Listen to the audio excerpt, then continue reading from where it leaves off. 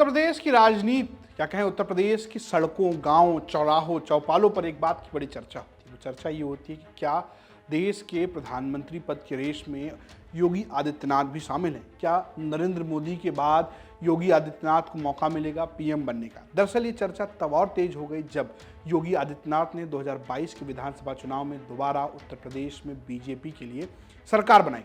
ये एक किस्म का रिकॉर्ड है, लंबे समय के बाद किसी सरकार ने वापसी की और इसमें योगी आदित्यनाथ की भूमिका बड़ी अहम रही।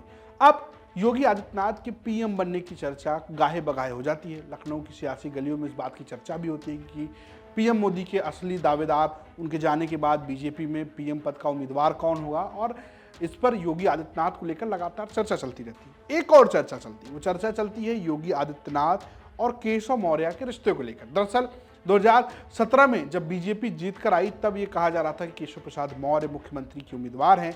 वो उस वक्त प्रदेश अध्यक्ष हुआ करते थे, लेकिन मुख्यमंत्री बने योगी आदित्यनाथ। और तब से इस रिश्ते को लेकर गाहे बगाहे, कभी सियासी गलियारों में, कभी पर्दे के पीछे, कभी पर्दे के आगे चर्चा होती रहती है। लेकिन जब केशव प्रसाद मौर्य से पूछा गया एक तरीके से योगी आदित्यनाथ के पीएम बनने को लेकर, जो उन्होंने जवाब दिया वो थोड़ा सा अटपटा भी लग सकता है, थोड़ा अजीब सा भी लग सकता है। दरअसल एबीपी न्यूज के एक खास कार्यक्रम में पहुंचे उत्तर प्रदेश के डिप्टी सीएम केशव प्रसाद मौर्य से उनके सीएम बनने के बहाने योगी आदित्यनाथ की पीएम दावेदारी पर एक सवाल पूछा गया।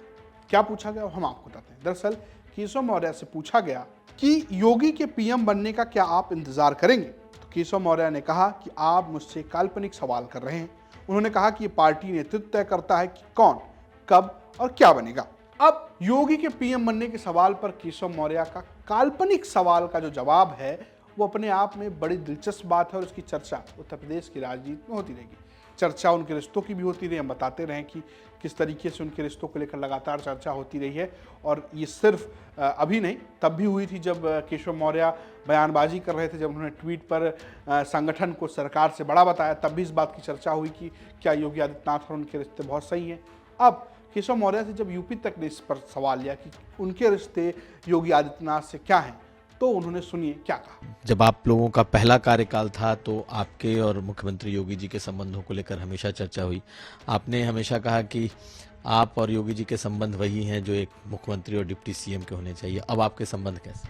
ये हमारे संबंध सदा अच्छे थे, आज भी अच्छे हैं और जीवन भर अच्छे रहेंगे। कि हमारे उनके संबंध को लेकर के सवाल आप सब करते हैं, इसलिए जवाब देना पड़ता है।